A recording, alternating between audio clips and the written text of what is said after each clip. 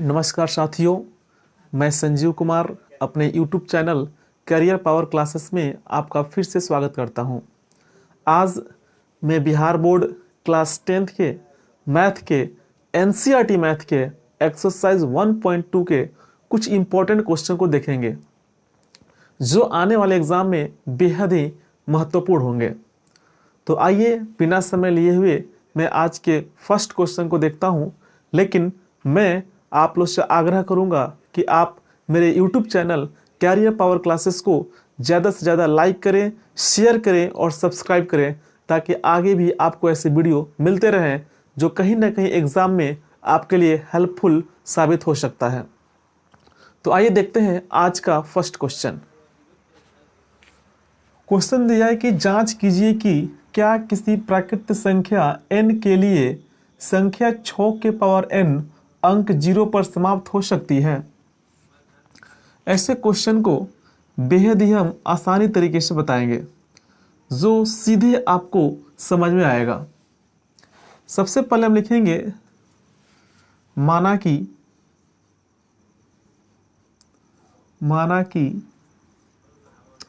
n बराबर 0, 1, 2, 3 ऐसे मान हम अपने से मान लेते हैं। n का जो वैल्यू मानेंगे 0, 1, 2, 3। अब यहाँ पे एक एक करके मान रखेंगे। जब n इक्वल टू 0, तो जो क्वेश्चन दिया है वो दिया है 6 के पावर n, यानी कि 6 के पावर कितना रखना है, 0 रखना है। तो किसी भी चीज़ का पावर 0 होता है तो उसका वैल्यू कितना होता है, 1 होता है। 0 रख लिए, अब 1 लिखेंगे। जब n बराबर 1, इसलिए 6 के पावर n दिया है, यानी कि 6 के पावर कितना होगा, 1 होगा। तो 6 एकम 6 होगा। फिर जब n बराबर 2, तो क्वेश्चन जो दिया है 6 के पावर n, यानी कि 6 के पावर 2, 6 छक 36 हो जाएगा। फिर यहाँ पे जब n बराबर 3, तो जो क्वेश्चन दिया है 6 के पावर n दिया है, यानी 6 के पावर 3, 6 छक 36, 6 के 216। यानी कि जो क्वेश्चन दिया है कि जांच कीजिए कि क्या किसी प्राकृत संख्या n के लिए संख्या 6 के पावर n अंक 0 पर समाप्त हो सकती है। तो सबसे पहले मैंने n का वैल्यू मान लिया अपने से 0, 1, 2, 3। अब जब n बराबर 0 होगा तो 6 के पावर 0, और किसी भी चीज़ का वैल्यू जब पावर 0 होता है, किसी भी चीज़ का पावर 0 होगा तो उसका मान कितना होता है, 1 होता है। फिर यहाँ पे 0 माना था, अब मानेंगे 1, तो 6 के पावर 1 6 होगा। फिर 6 के पावर कितना 2, 36 होगा। फिर 6 के पावर 3 कितना होगा, 216। तो हम देख रहे हैं कि जो इसका इकाई अंक है, यानी कि अंक 0 पर समाप्त हो सकता है, यानी किसी में भी 0 नहीं आया है। किसी में क्या हो रहा है, 0 नहीं आया है। यानी कि संख्या 6 के पावर n अंक 0 पर समाप्त नहीं हो सकता है। इसी चीज को लिख लेंगे। अतः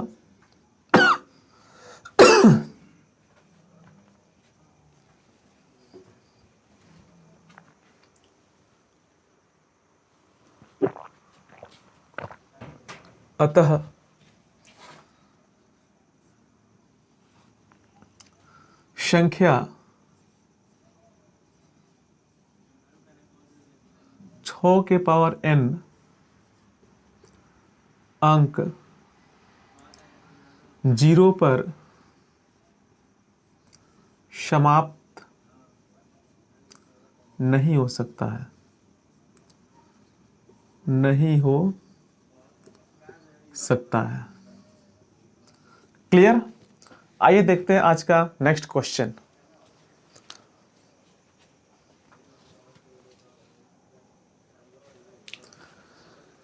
नेक्स्ट क्वेश्चन दिया है, व्याख्या कीजिए कि 7 गुने 11 गुने 13 प्लस 13 और 7 गुने 6 गुने 5 गुने 4 गुने 3 गुने 2 प्लस 1 प्लस 5 भाज्य संख्या क्यों है।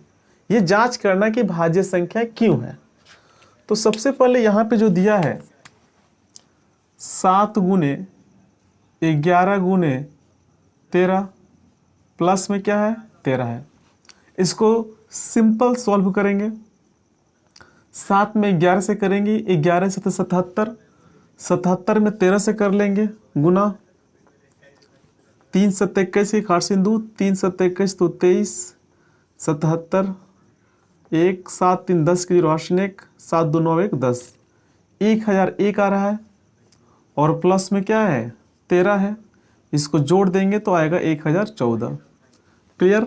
यहाँ तक समझने में किसी प्रकार की समस्या नहीं होनी चाहिए क्योंकि सिंपल है। इन तीनों को गुना करेंगे, जितना आएगा उसमें 13 जोड़ेंगे। ये जो यहाँ पे दिया है 7 गुने 6 गुने 5 गुने 4 गुने 3 गुने 2 गुने 1 प्लस 5, सिंपल सा सवाल है। यहाँ पे हम पहले गुना कर लेंगे और जितना आएगा उसको जोड़ लेंगे 5, 1 दूना 2, 2 3 6, 6 चौका 24, 24 पच्चे 120, 120 छक्के 720 और 720 में 7 से गुना कर लेंगे तो हो जाएगा 0, 7 दूना 14 के 4 हाशिन 1, 7 7 49 1 50 यानी 5040। यहाँ पे कितना आएगा 5040 और प्लस में कितना दिया है 5 दिया है, जोड़ देंगे 5045। तो अभी तक मैंने क्या किया है कि सिंपल सा सवाल है कि ये गुना है, इसको गुना कर दिए हैं और जो प्लस में 13 दिया है उसको हम यहाँ पे जोड़ दिए हैं। फिर इस सबको गुना किए हैं और जितना आया उसमें क्या किए हैं 5 जोड़ दिए हैं। तो पूछ रहा है यह भाज्य संख्या क्यों है? तो यह भाज्य संख्या है क्योंकि दी गई संख्या एक से अधिक अभाज्य संख्याओं का गुणनफल है। तो बस आपको करना क्या है कि गुना करके जोड़ देना है, गुना करके जोड़ देना है और ये 2 लाइन आपको याद करना है कि यह एक भाज्य संख्या है क्योंकि दी गई संख्या एक से अधिक अभाज्य संख्याओं का गुणनफल है। ये 2 लाइन बस आपको याद करना है। तो यहाँ पे इस चीज को हम लिख दे रहे हैं, यह एक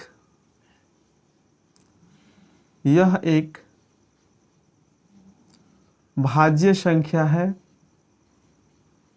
यह एक भाज्य संख्या है क्योंकि दी गई संख्या एक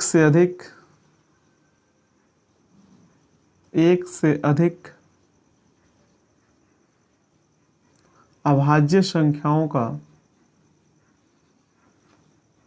अभाज्य संख्याओं का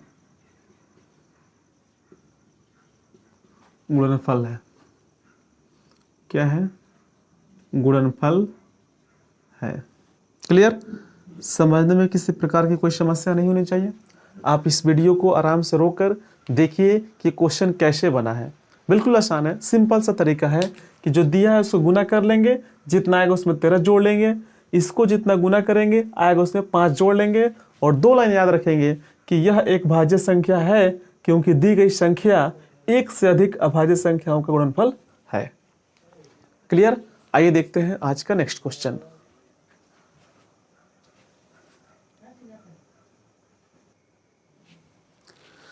तो जो नेक्स्ट क्वेश्चन दिया है वो एक्सरसाइज 1.2 का आखिरी क्वेश्चन है और ये जो क्वेश्चन है देखने में भले ही बड़ा लग रहा हो लेकिन है बिल्कुल आसान।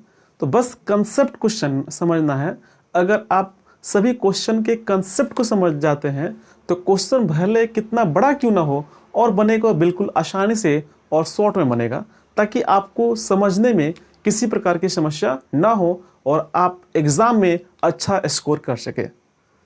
तो क्वेश्चन दिया है कि किसी खेल के मैदान के चारों ओर एक वृत्ताकार पथ है। इस मैदान का एक चक्कर लगाने में सोनिया को 18 मिनट लगते हैं, जबकि इसी मैदान का एक चक्कर लगाने में रवि को 12 मिनट लगते हैं। मान लीजिए वे दोनों एक ही स्थान और एक ही समय पर चलना प्रारंभ करके एक ही दिशा में चलते हैं। कितने समय बाद वे पुनः प्रारंभिक स्थान पर मिलेंगे? कहने का मतलब है एक वृत्ताकार पथ है जिसमें 2 व्यक्ति हैं जिनका नाम यहाँ पे दिया हुआ है, सोनिया है और रवि है। इस मैदान का एक चक्कर लगाने में सोनिया को 18 मिनट लग जाते हैं, जबकि सेम उसी मैदान का एक चक्कर लगाने में रवि को 12 मिनट लग जाते हैं। सोनिया को लगते हैं 18 मिनट, जबकि रवि को लगते हैं 12 मिनट। अब पूछ रहा है कि कितने समय बाद वे पुनः प्रारंभिक स्थान पर मिलेंगे। दोनों अलग अलग समय पर चलना प्रारंभ किए हैं और पूछ रहा है कि वे फिर कब पुनः जहां से दौड़ना स्टार्ट किए थे वहां पर मिलेंगे। तो ऐसे क्वेश्चन को सिंपल हम करते क्या है कि डायरेक्ट उसका एलसीएम निकाल लेते हैं, लघुत्तम निकाल लेते हैं। जो मेरा आंसर आएगा वही आपका आंसर होगा जो पुनः स्थान पर मिलेंगे। तो सिंपल क्या करना है कि 18 और 12 का एलसीएम निकाल लेना है। 18 का जब खंड करते हैं ये दो तरीका से बनेगा। 18 12 का एलसीएम ऐसे भी निकाल सकते हैं, 2 से आपका 9 बार में, 2 से 6 बार में, फिर 3 से आपका 3 बार में और 3 दूना 6। तो जो एलसीएम होगा 2 गुने 3 गुने 3 गुने 2, 2 गुने 3 गुने 3 गुने 2, 2 3 6 त्रिका 18 दूना 36, यानी कि 36 मिनट बाद ये पुनः प्रारंभिक स्थान पर मिलेंगे। यहाँ पे लिख सकते हैं हम 36 मिनट बाद, 36 मिनट बाद वे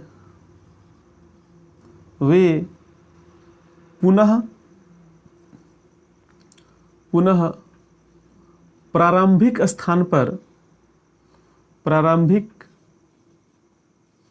स्थान पर मिलेंगे।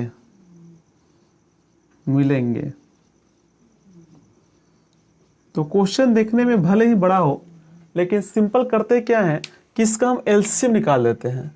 देखने में है बड़ा, बना बहुत छोटा।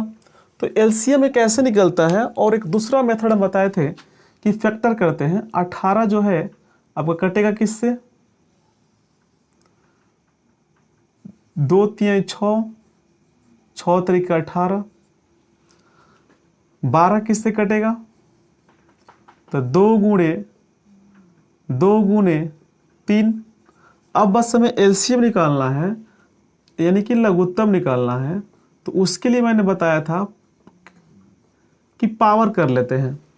क्या करेंगे, पावर करेंगे।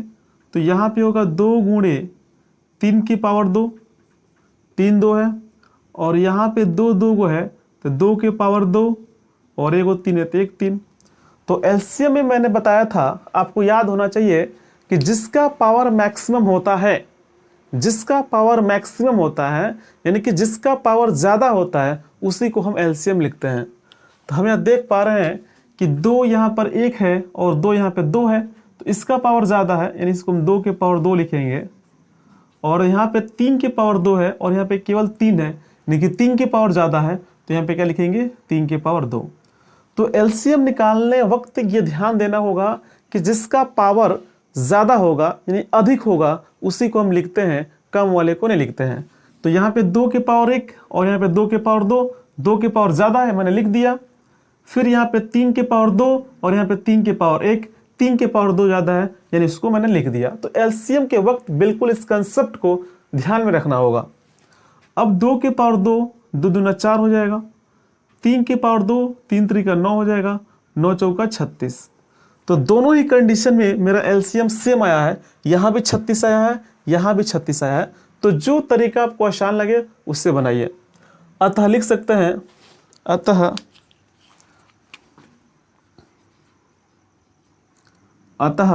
36 मिनट बाद ये पुनः प्रारंभिक स्थान पर मिलेंगे। तो आज बिहार बोर्ड क्लास 10th के एनसीईआरटी मैथ्स का एक्सरसाइज 1.2 कंप्लीट हुआ। उम्मीद करता हूँ कि जो मैंने एक्सरसाइज 1.1 और 1.2 जो कंप्लीट क्वेश्चन बताए हैं आपको कंप्लीट समझ में आया होगा। लेकिन इसके बाद भी अगर किसी प्रकार की समस्या आपके साथ है तो आप मेरे व्हाट्सएप ग्रुप से जुड़िए और जो भी डाउट है उसे पूछिए, मैं ज़रूर आपको उससे मदद करूँगा। इसके अलावा मैं चाहूँगा कि आप लोग मेरे इस YouTube channel career power classes को ज़्यादा से ज़्यादा लाइक करें, शेयर करें और सब्सक्राइब करें, ताकि मेरा भी मनोबल बढ़े और मैं इस पर और अच्छी तरह से काम कर सकूं। उम्मीद है कि सभी क्वेश्चंस आपको समझ में आए होंगे और आप घर पे जाकर इसको अच्छी तरह से प्रैक्टिस करेंगे ताकि आपका मैथ्स में 90+ कन्फर्म हो। तो आइए मिलते हैं नेक्स्ट क्लास में, तब तक के लिए बाय बाय।